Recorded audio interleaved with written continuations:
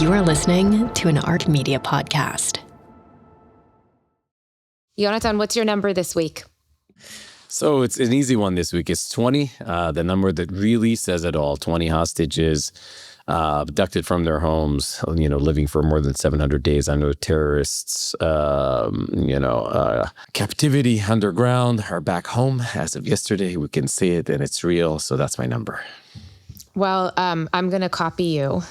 There is no other number this week. So Because at this point in time, everything is secondary and the rest is details. Agreed.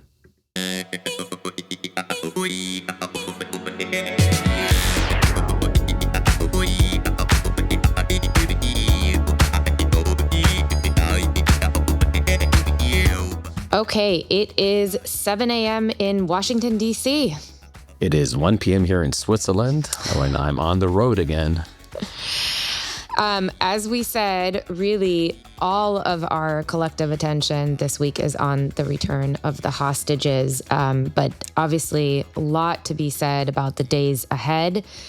And Yonatan, what is heaviest on your mind as you look ahead? First of all, we've been at this for the last couple of months, talking about when will the fog of war be lifted. I think we are entering into that period as of yesterday.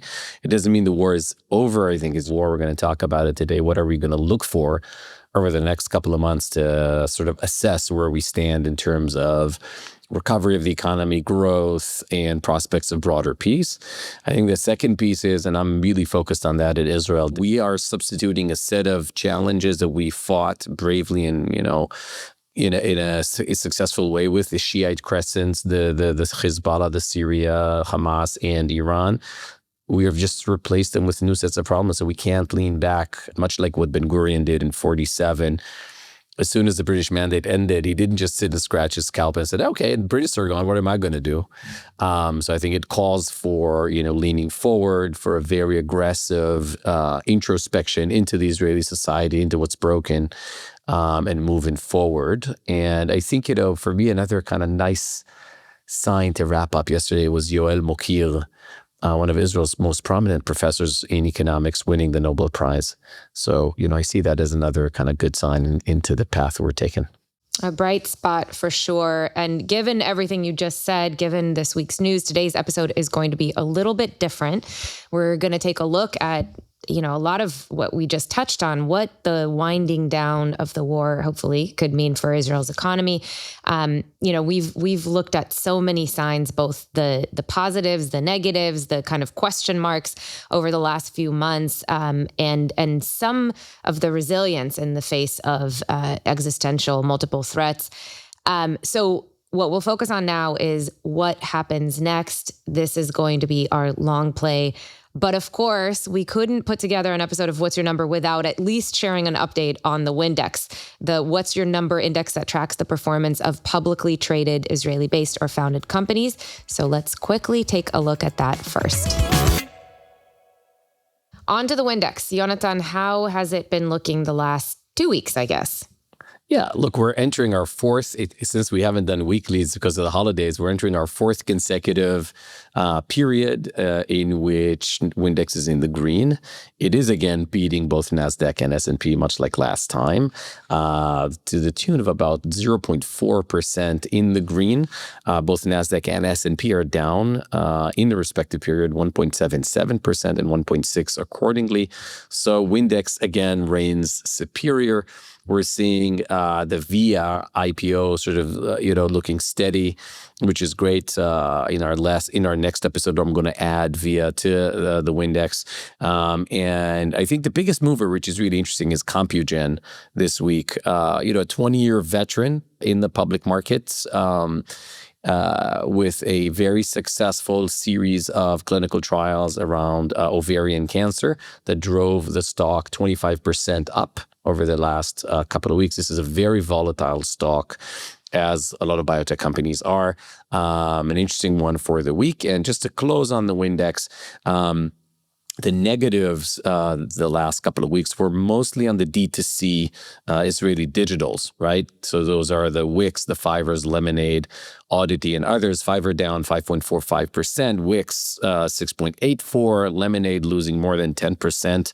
on the 2-week period, and oddity shedding almost 15% of its price. No apparent reason as you sort of kind of double click on those and try to understand, has there been any negative dominant effect? So just kind of pointing it out there, we're going to spend the next couple of weeks digging deeper into the trends that affect Israeli companies, and hopefully, and I think you know a bit more about that than I do, Navan will join the IPO road of Israeli-founded companies. So I think we'll have maybe our third addition to the Windex this year. Pretty hot dynamics around the IPO market from Israel, and overall very strong performance also at the bottom. Good capital raises as well in the last couple of weeks. Yeah, kind of a mixed bag overall out here more broadly. And as I'm sitting here in DC, the government is still shut down. Interestingly, just real quick on the Navan point, yes, they're slated to go public at some point this month, but the government shutdown has kind of, thrown a little bit of a wrench in the IPO pipeline. But the SEC actually, so normally, IPOs are pretty much shut down when the government is shut down.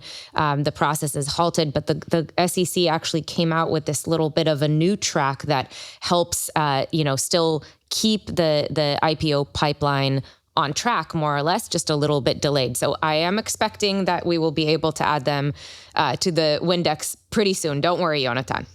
Yeah, and we've had Oren Zeev, who mentioned that he's been exposed as an investor early on. So, hoping this one becomes another Windex member in the next couple of weeks. Okay, let's move on to our long play today. We're going straight to it. And we're looking at how the end of the war could impact Israel's economy in the days, weeks, months ahead. So let's just start with the obvious, Yonatan, the direct cost of the war and the national debt. We've seen Israel's debt to GDP ratio climb sharply since October 7th. And I'm just curious, what are the numbers that you're looking at here? There's so much to dig through. Look, I think overall we look now. I don't want to say we look back. I think it's and it's not halfway point, right? It's somewhere towards the end of the war. So you can look back and say, look, the war's cost was around $110 billion over the span of 2 years. Israel, being an economy of about $600 billion, is getting to the point where you could say it's roughly, 10% on that every year of additional cost that was unexpected. And as you can see, basically the debt to GDP rose from 60 to 71. Again, being very simple, very reductionist on sort of the cost. The Israeli economy, I think, was able to absorb significantly the cost of the war and generate engines of growth in parallel. We've seen, obviously, the Wix exit and some others. We've seen Q2 investments in startups go back to 2021 levels.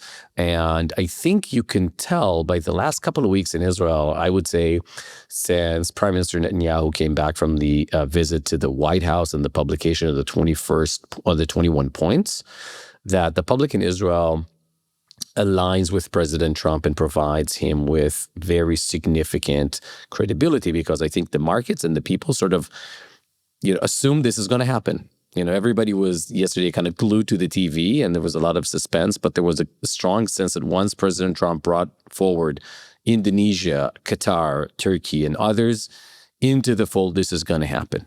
But I think you could see in the sort of public behavior over the holiday period, et cetera, that the Israelis are seeing the fog of war starting to lift. So just a couple of numbers there. Israeli credit card spending for September is about 1.8% above the September average over the last decade. This is very important. Tells us Israelis are continuing to spend. They see this as a positive outcome, right? Inflation is at 2.9 on an annualized basis, below government expectations, which is again a significant win for the Israeli economy, given the challenges in the south ports and other prices going up. Namely aviation and so on and so forth. We are also seeing the employment market super tight, right? So almost no effect on unemployment. So we've seen the market also absorb a shock when it comes to Palestinian employment, dominantly in the construction area, with construction continuing to be very, very strong. Again, all things considered. And I think the last data point which I think you can opine on, as you're seeing probably similar things in the Valley in certain dynamics. Average salary in the Israeli high tech for 2025 is going to rise by 6.7%.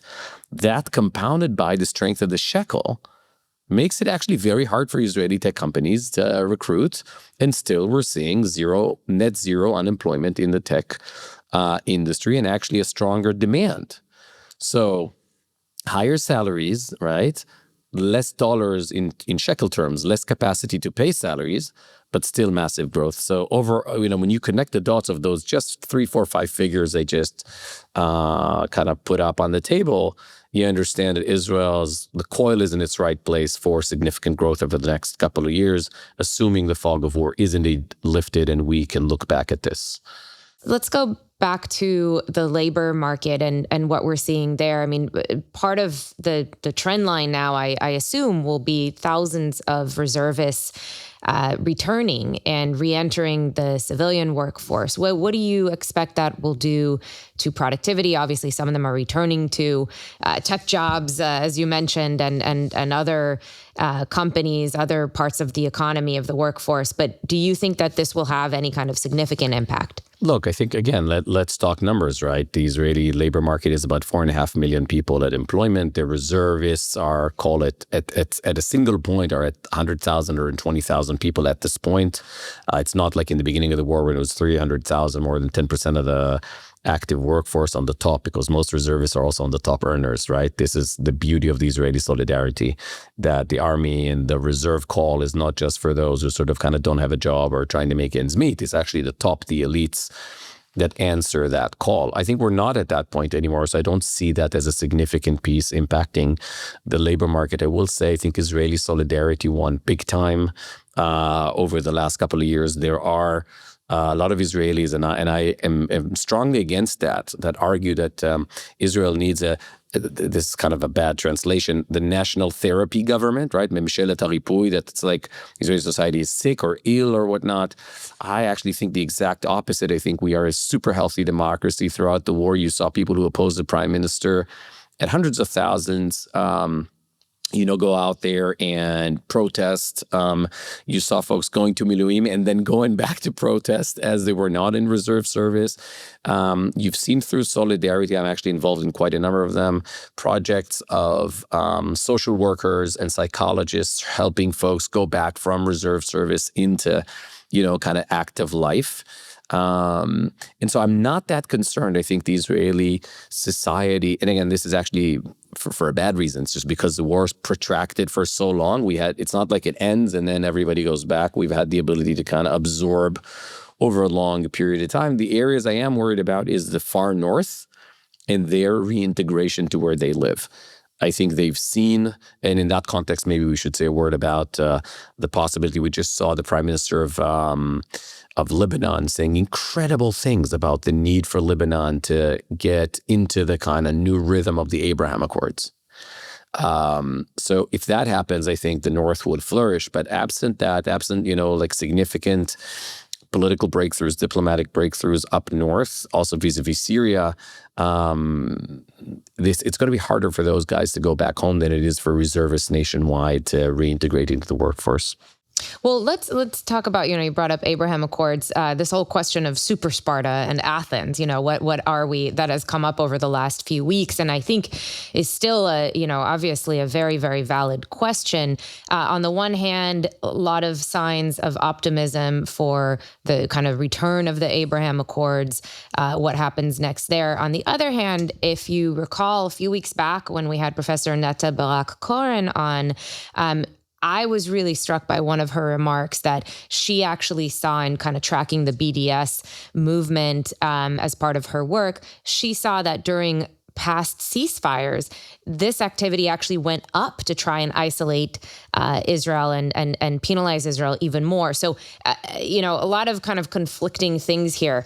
What do you think are the signs of optimism and maybe pessimism going forward? Yeah, I think three things here. First, I was appalled, and I see that as evidence to Professor Corinne's point, with the democratic socialist movement statement yesterday in the U.S., which exactly aligns with that. It's like you would expect folks on the Democratic Socialist side to say, great, hostages are back. There's a 20-point, left to push forward for Palestinian reintegration, reconstruction of Gaza. And instead you see kind of, again, Israel being blamed, Israel, kind of doubting whether or not this type of agreement is means for Israel to further extend its control and so on and so forth. So there are signs of that. I think we need to keep an eye on that. Now, are these going to be marginalized? We saw even AOC being kind of thrown under the bus by that movement. So is this going to be marginalized, or is this going to be Mamdani type dynamics that are going from the fringe to the center? That's a bit, I think you're totally right. The thing to look for, and that's the second point, vis-a-vis Israel, absent of an Abraham Accord breakthrough, is tourism. So I think there are two T's to look for in the next couple of, I would say, quarters. One, is Israeli tourism picking up? Right? Are people believing, are people from abroad, non-Jews, not people who do it from, solidarity, that it's time to go back to Tel Aviv, to Jerusalem, to the Dead Sea, to the north, and enjoy what Israel has to offer? This part of the economy has been, clinically dead almost, hibernating or on the verge of resuscitation, you know what I mean? So can it be revived? Big questions around that. And I think we need to keep an eye on that vis-a-vis BDS and so on. And the third is Turkey. Is there indeed a modus vivendi? Is there indeed a plan coming from Washington that allows, through the Syria leverage that Israel created, to recreate a dynamic of normalization between Israel and Turkey? There's so much to gain from that. That would be, to me, an enormous sign of Israel kind of climbing back. What?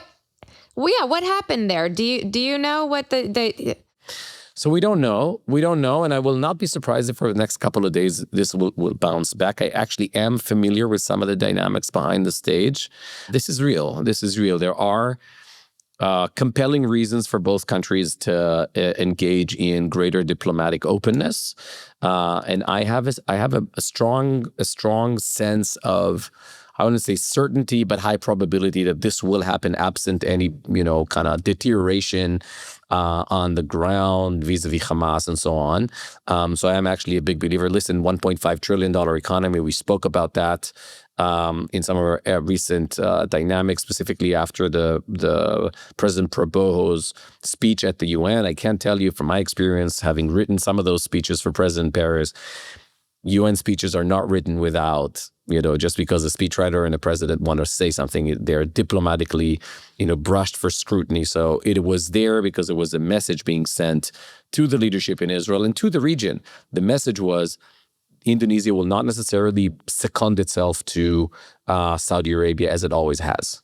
We are the largest Islamic, most populated, right, Islamic country in the world. And traditionally, we have seconded our diplomatic voice to that of Saudi Arabia, having had the spiritual leadership, so on and so forth, will not anymore. And so I would expect that to happen. And again, Israeli exports at roughly $100 billion can double over the next, I would say, 7 to 8 years between India and Indonesia, and greater openness in the U.S. So I'm optimistic about that. These are things to watch for when it comes to Abraham Accord normalization, BDS. It's the two T's, it's Turkey and tourism and above and beyond an expansion. Well, on the tourism front, and just to end on an even more positive note here, I was at a dinner in Silicon Valley over the weekend, and the mood was so celebratory, even just, kind of on the eve of the hostage release, surrounded by Israelis in the community. And impending hostage release, the other hot topic was, will United bring back direct flights SFO to Tel Aviv? This is what we care about. And, it doesn't solve the tourism problem. But if United is listening, there are a lot of people who want that flight back. So fingers crossed. They added the third New York one daily. So I think we're getting in the right direction. Well, we began our show with the numbers of the week, and we are going to end with the words of the week. And I think the words of the week are very fitting. It comes from Yonatan, one of the released hostages' boss at NVIDIA, who wrote to him. Avinatan, I hope you have a good excuse for not showing up to work at NVIDIA for 738 days. Every Sunday morning for 2 years, the head of NVIDIA Israel's HR, Gideon Rosenberg, sent an email to all employees counting the days you were in captivity and calling everyone to join him for a reminder vigil in front of the Kiryah Gate held every Sunday evening. Even the global CEO, Jensen Huang, mentioned your name in every quarterly internal meeting, telling 40,000 employees that their colleague was being held captive by Hamas. How wonderful that you've returned home. I heard you have an amazing girlfriend who's eagerly waiting for you, loving parents, that you work at a place that cares for you. And I also have some pretty good news about what's happened with your stocks over the past 2 years. Incredible. There's really nothing else to say. It just captures the mood, the ability to still find humor in this, incredibly joyous but bittersweet also moment. Yeah. Yeah, I think overall it sets the tone. That's the optimistic tone you see in Israel these days. Again, I think solidarity won. I think perseverance won. It's been a long war, and again, I hope we can adjourn it and look back and start kind of picking up the debris. But overall, I think you're totally right. You chose the right words. It's this mix of optimism and, in a way, even laughter. Knowing that the resilience wins and we're going to continue to deliver. Israeli tech delivers always. And the fact that NVIDIA now has more open jobs in Israel than it has in the entirety of the EU, that has 400 million people, kind of tells you that Jensen Huang also knows why he chooses Israel as one of the engines of growth for the company. Okay, that is it for today's show. Thank you for tuning in to ARC Media's What's Your Number? We hope you found it interesting. And if you did, please be sure to like, subscribe, rate, review.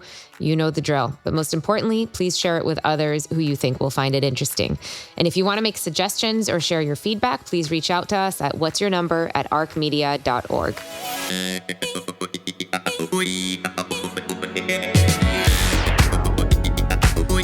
So What's Your Number is produced by Adam James Levina Rady. Sound and video editing is by Martin Huergo. Our theme music is by Midnight Generation. I'm Yonatan Adiri. Very happy, very excited for the next episode of Israel. And I'm Michal Avram, hoping for Trump's words to come into reality, a new dawn for the Middle East. We will see you back here next week. Next Monday. See you soon. This podcast offers general business and economic information and is not a comprehensive summary for investment decisions. It does not recommend or solicit any investment strategy or security.